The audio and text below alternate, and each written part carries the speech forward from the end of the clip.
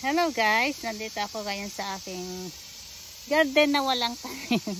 And ito yung may tanim ako dito pero ito yung nasa paso. Yung natitira kong tanim ngayong, nagkamatay kasi yung mga tanim ko dito sa garden ngayong summer. So may natira naman akong tanim na nasa paso. So bali didiligan ko siya.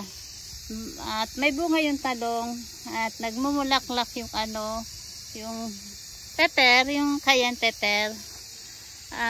Siguro magbubunga ito ngayong fall. At yung mga okra dito kung ano-ano pa ay nagkamatay. So may tubig ako dito at didiligin ko. Ito yung tanim ko na nasa paso.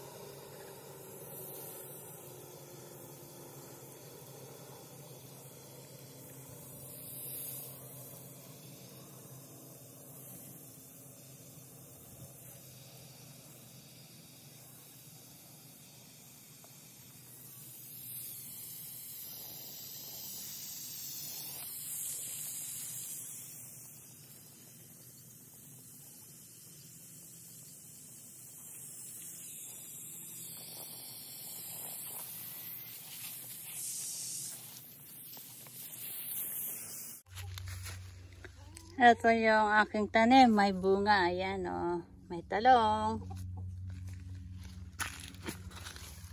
Yan.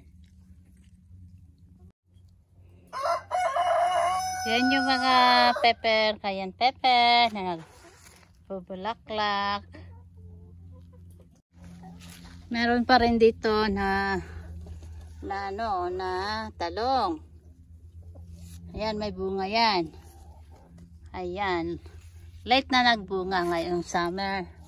Ayan may mga bunga pa. Yan.